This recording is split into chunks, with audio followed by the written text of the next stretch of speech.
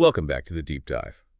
Today we are undertaking a really focused, thoughtful examination of a core teaching unit within the book of Proverbs. Mm, It's a section that seems explicitly designed to transform knowledge into character and, theory into actual practice. right. We're diving into what scholars often call the 30 sayings of the wise, which spans Proverbs chapter 22, verse 17, all the way through chapter 24, verse 22. And it's such an essential deep dive for anyone who's looking for wisdom that really translates directly to daily life. I mean, these aren't just isolated one-liners. No, not at all. This is cohesive, gathered counsel. The text speaks, I think, directly to the adult believer and all the different environments we have to navigate. All of them. Our family, our finances. Exactly. Our ethical obligations in the marketplace, and even how we conduct ourselves in, professional or even political spaces. So the mission of this unit, and therefore our mission today, is really about clarification. How does this ancient text guide us toward what the tradition calls practical godliness? That's a great term for it. A way of living that is fundamentally rooted in the fear of the Lord. We're really seeking to understand, to clarify, and then, most importantly, to apply the insights that are packed into this ancient workshop for the heart. What stands out to me right from the beginning is the opening charge. It is not a gentle suggestion. No, it's not. It's pretty forceful. It's an urgent call to engagement. Proverbs 22.17 invites us to pay attention and turn your ear to the sayings of the wise. It's demanding our active reception. It really is. It feels like the sage, the seasoned counselor, is stopping the student in their tracks and demanding their total presence before the instruction even begins. Yeah, look at me, listen. Exactly. And what's the immediate objective of all that intense focus? Well, the text lays it out so clearly in verses 17 through 19.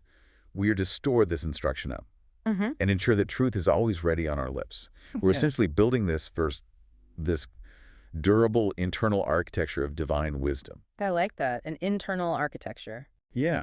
The goal is that when you're confronted by a moment of pressure or conflict or some kind of ethical ambiguity, you don't have to scramble and search for the right response. Because it's already there. The truth is already anchored in your heart and it's immediately accessible to your speech. But, if the goal just stopped there at having the right words ready, it would just be a lesson in rhetoric or maybe self-improvement. Sure. But this is where the theological insight provides the true foundation.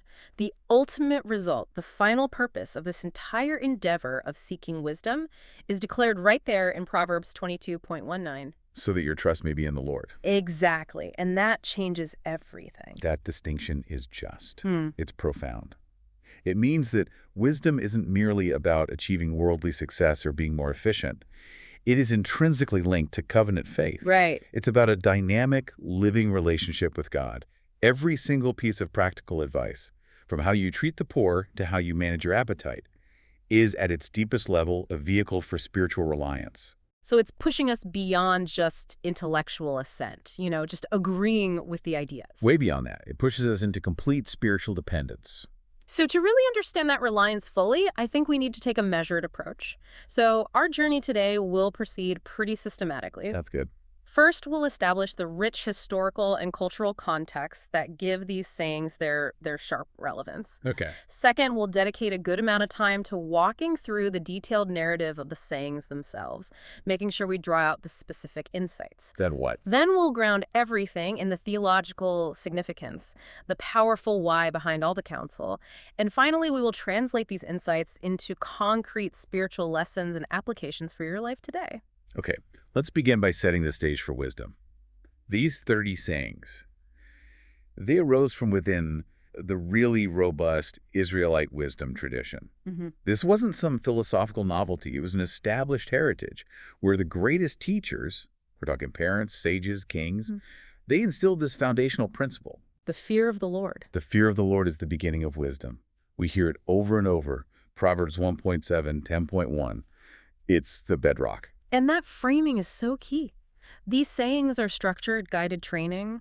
They assume the pupil isn't a blank slate. Right. They assume you're someone who needs specific tools to navigate a world that's complex and, frankly, often dangerous, all while maintaining your covenant integrity. They're designed for the pressure points. I think we have to look closely at those pressure points. Those specific, tangible locations where wisdom was most intensely tested and applied.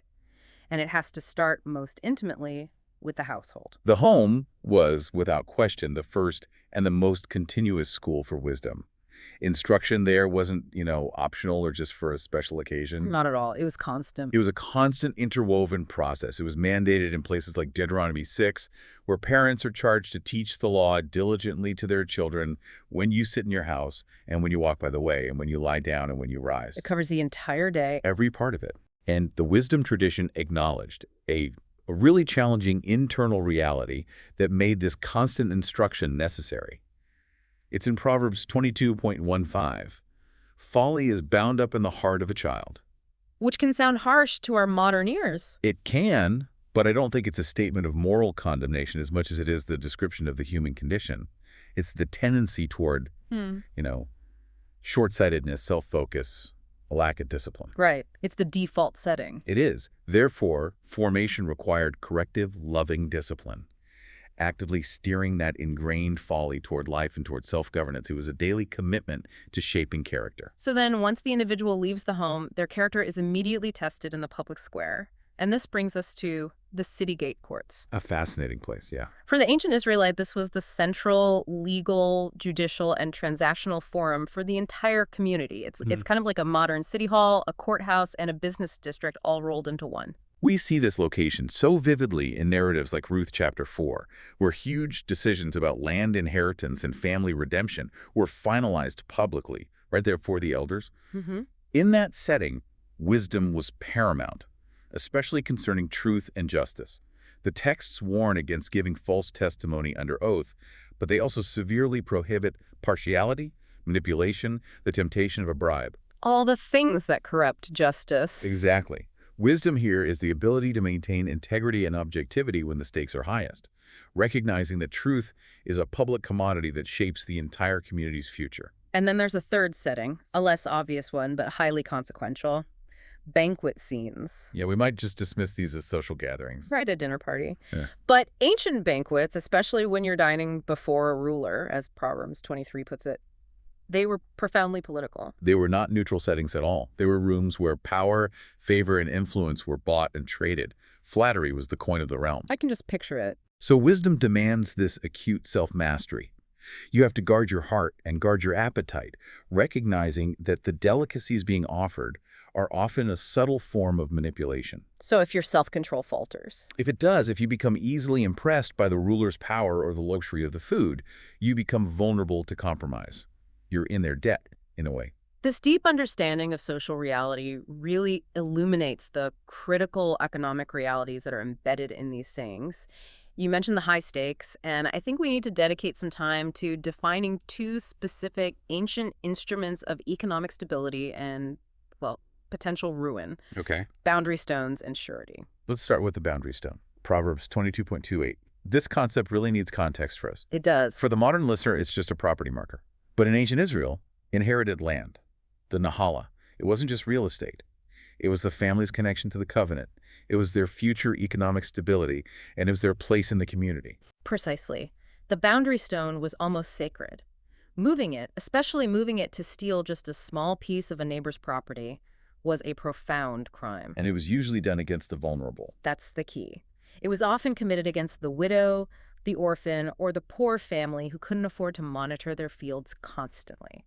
It was robbery, disguised as a simple surveying error. And it threatened the dignity and the very existence of the entire family unit. It made it an offense against the very structure of God-given society. This seriousness is echoed by those severe warnings in Deuteronomy 27, where a curse is pronounced upon anyone who moves their neighbor's boundary mark. So the Proverbs writer is simply applying covenant law directly to daily ethical choices out in the field. And that profound sense of financial risk leads directly into the danger of surety and pledges. Proverbs 22, verses 26 and 27. Yeah, and this is so much more than just co-signing a loan unwisely, which is how we often summarize it. Oh, it's way more intense than that. In this era, when a friend or a neighbor needed a loan, the creditor demanded collateral. If the borrower didn't have immediate assets, the surety, the cosigner, would pledge their own possessions. And the specific terror, which is mentioned right there in verse 27, is that if you act as surety, you risk losing everything, to the point where they might take even the bed under one's back. Just think about the practical consequence of that. Losing your bed in that climate meant losing warmth, comfort, and protection for your whole family. It's not just a financial loss. No, it was a physical, humiliating deprivation that threatened your family's health and dignity. So the proverb isn't arguing against helping a neighbor. It's warning against the foolhardy, self-destructive assumption of massive, uninsured financial risk that threatens your own family's survival for the sake of another's debt. So what binds all these pressures together, from the field to the court to the loan agreement? It's the theme of divine oversight. The counsel is never, ever presented in a secular vacuum. That is the ultimate conclusion of this section, isn't it? It serves as the theological anchor for everything that follows. All this intensive, guided training is conducted under the sovereign rule of God. God is not distant. His character, his justice and mercy anchors daily life. The wisdom writer reminds us that God's eyes keep watch over knowledge, and that the Lord is the one who ultimately weighs the motives. So every decision, every transaction, it's observed and judged by the living God. Which means we are not simply developing a personal code of ethics. We are aligning our character with the character of a just and holy God who sees all and weighs the human heart. Okay, so with that setting firmly established, let's walk through the detailed instruction of the 30 sayings. We move from that opening mandate of trust to the specific counsels that address all the pressures we just talked about. And the flow is really interesting. It seems designed to guide those with power and, at the same time, to guard the weak from exploitation. And that priority for the vulnerable is immediately evident as we start to explore the counsel, particularly in the profound focus on justice and protection of the vulnerable. The prohibition in Proverbs 22, verses 22 and 23 is just striking. The powerful are warned explicitly against exploiting the poor in courts or using their leverage against them. The text acknowledges the temptation, right, for the wealthy to oppress the needy because they believe they can get away with it through legal manipulation or bribery. But the text doesn't stop at an ethical restraint. It issues this powerful declaration of cosmic consequence. It says, "The Lord will plead their cause and plunder the plunderers." That is a theological game changer for the powerful. It means that when you exploit the weak, you are not merely facing an earthly judge or a disgruntled neighbor. No, you're facing the Almighty Advocate. Wow. The Lord himself declares he will take up the poor's case. This promise provides profound security for the vulnerable and a terrifying warning for the unjust. And this powerful declaration is reinforced a little later when the text revisits the land inheritance issue in Proverbs 23. It is. The emphasis is rhetorical. It's designed to stick in your mind.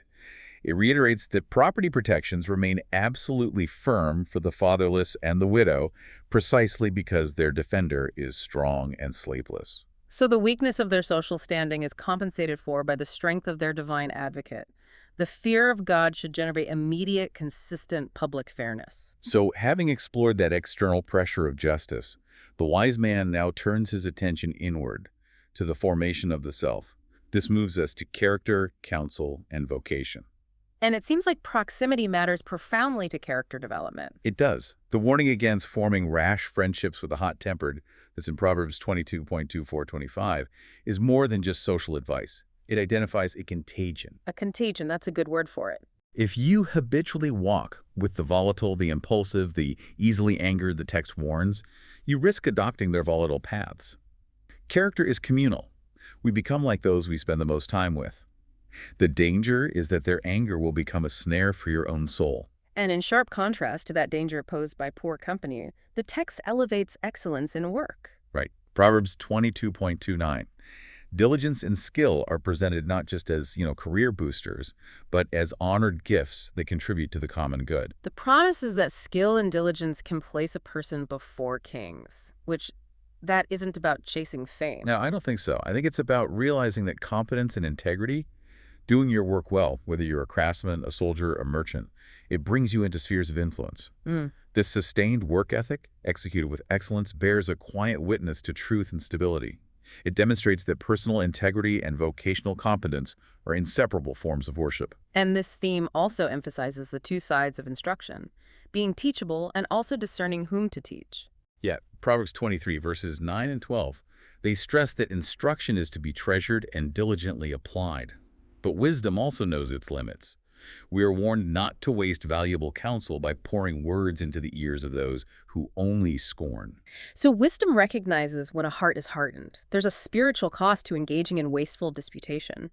The wise teacher saves their breath and their energy for those who truly desire to learn, reflecting a real discernment in the investment of truth. Next, we shift gears a bit to managing wealth and appetite, addressing the twin dangers of material obsession and uncontrolled desire. And the warning about the futility of relentless wealth pursuit it's so powerful. Wisdom warns against wearing out a life for gain that is intrinsically unstable. That imagery in Proverbs 23:4-5 is incredible. It describes riches that can suddenly sprout wings and fly away like an eagle. It's just a perfect image, isn't it? It captures the fleeting, transient nature of material advantage. Think of the modern equivalent.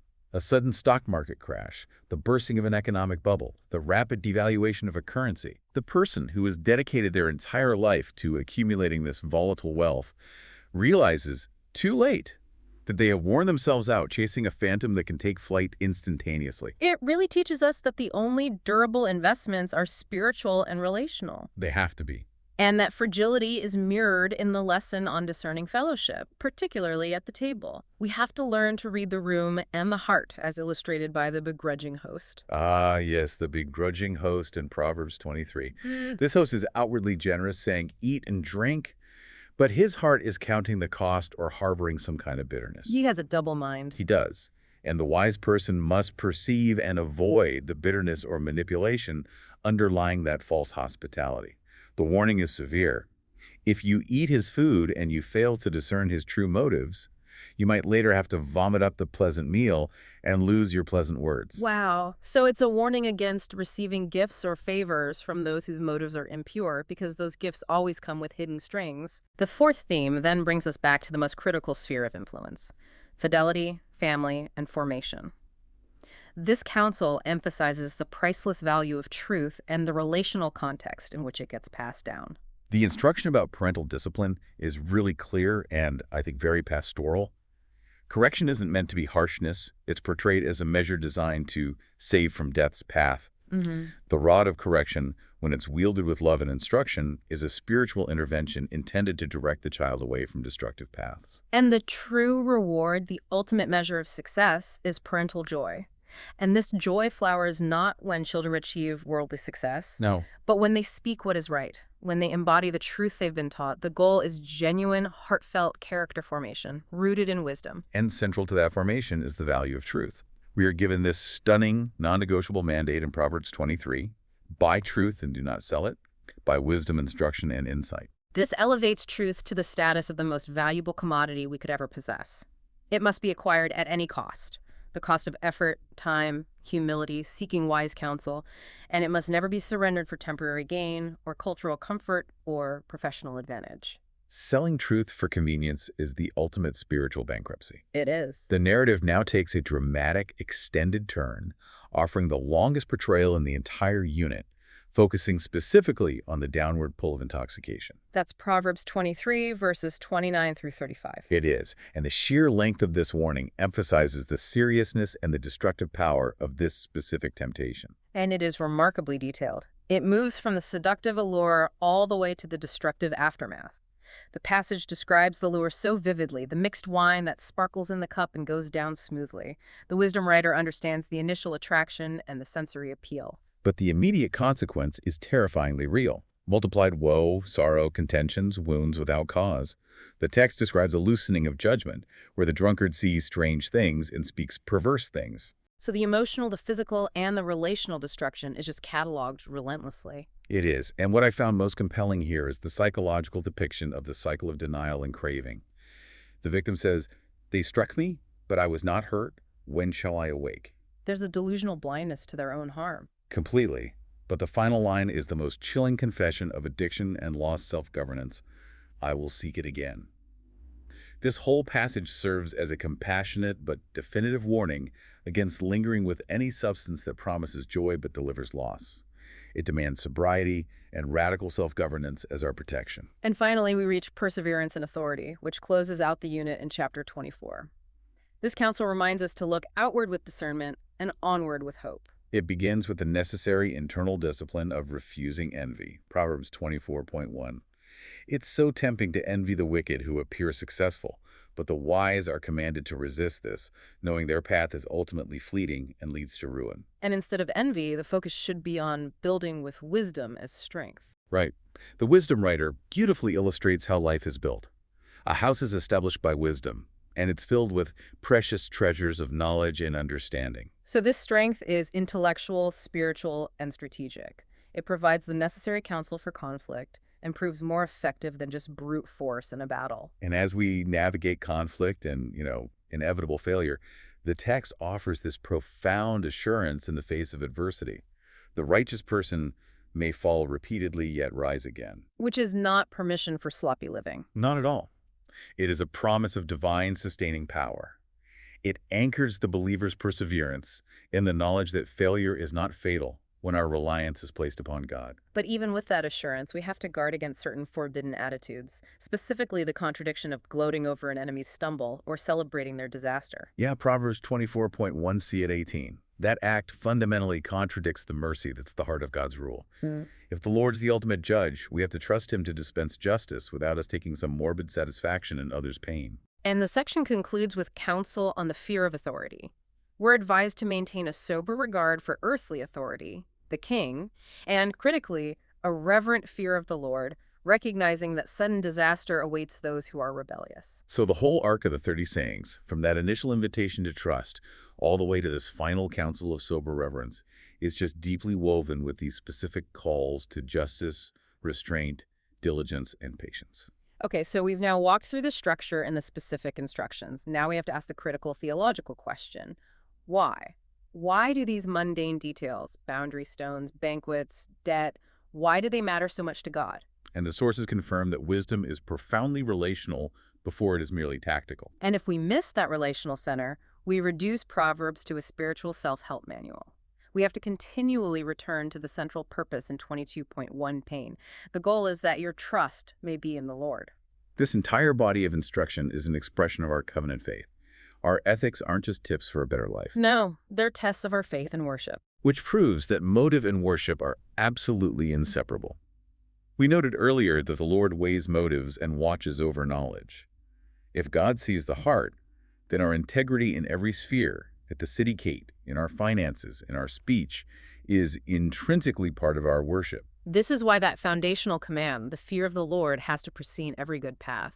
Fear here isn't terror, it's reverent awe and submission that recognizes God's absolute sovereignty and his moral purity. So if our inner motives are aligned with this reverence, then the outward action naturally follows the path of wisdom. And this profound connection is perhaps most powerfully visible when we discuss the Lord as advocate for the weak. This is, I think, the most compelling theological declaration for social ethics in the whole unit. When human systems fail, when judges are biased or power is abused against the needy, the Lord declares himself the active, personal advocate. Promising to take up their case and plunder those who plunder them. Exactly. This radically transforms the application of justice.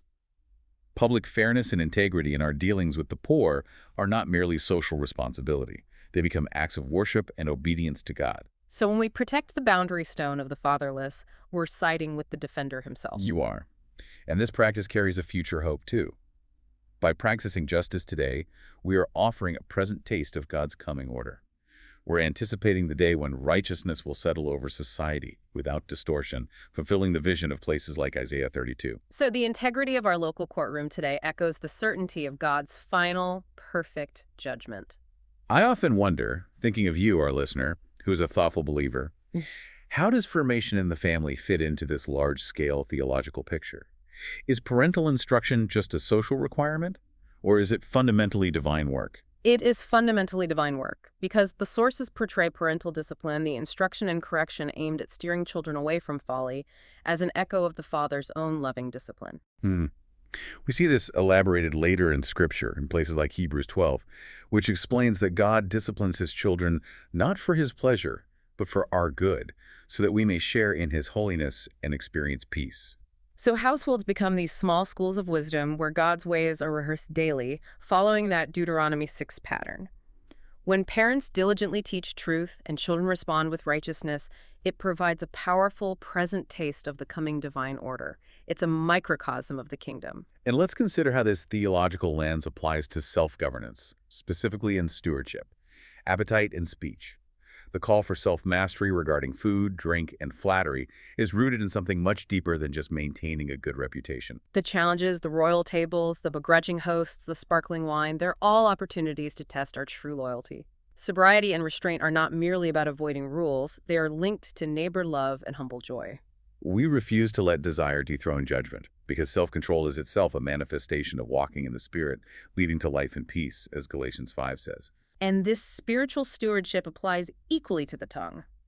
Wisdom often demands restraint, choosing silence rather than engaging in that wasteful disputation with fools. That restraint mirrors the broader call to speak words that fit the moment, that build others up, and that administer grace to the hearers, as Ephesians 4 puts it.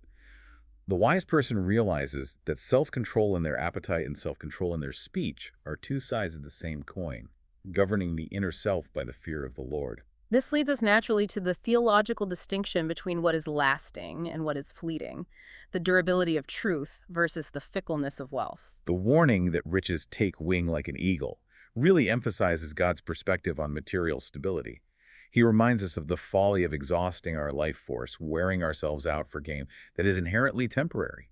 Riches aren't condemned, but the obsessive pursuit of them is. And that redirected ambition finds its focus in the mandate to buy truth and never sell it.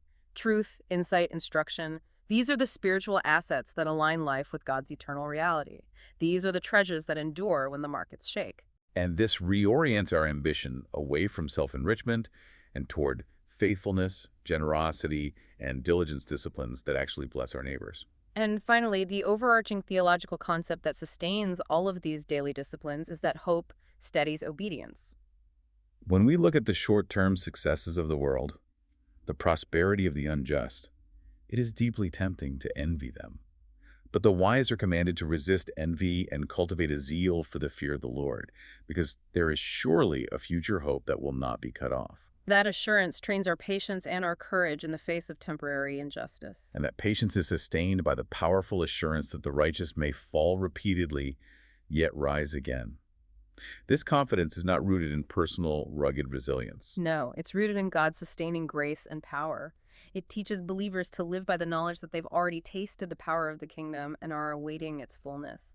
This long view of hope makes present obedience possible, even when it's costly. And this hope transforms how we view vocation and confidence. While skill and diligence are honored gifts, ultimate confidence rests not in our own abilities or political maneuvering, but in the Lord. Even when plans are made and the battle is prepared, victory rests with God. And that theological truth frees the wise person to labor hard, using their skill to the utmost, but without the panic or the anxiety of needing to control every final outcome. Okay, now that we've established that foundation in God's character and purpose, let's translate this into concrete, actionable, spiritual lessons for our contemporary lives. Let's start with action point 1. Receive a training and guard your motives. The practical step here is internal diligence. It matches the opening command of the sayings. We have to keep counsel in our heart and ready on our lips. This means daily meditation on truth, intentionally asking God to align our motives, the things He weighs, with righteousness. And for those of you in influential or high-pressure professional settings, this translates into practicing a radical self-governed presence. You have to resist the subtle pull of flattery, the temptation of quick favors, and refuse the bargains that delicacies can demand. Whether it's an expensive client dinner, a high-stakes negotiation, or simply the temptation of social media approval. Right. The wise person maintains internal integrity, refusing to allow perceived favor to compromise their judgment. Moving to action point 2, practice justice and protect limits. This directly addresses our obligations to others, especially those who cannot defend themselves. The practical step is clear. Do not twist courts, exploit loopholes, or use leverage against the poor.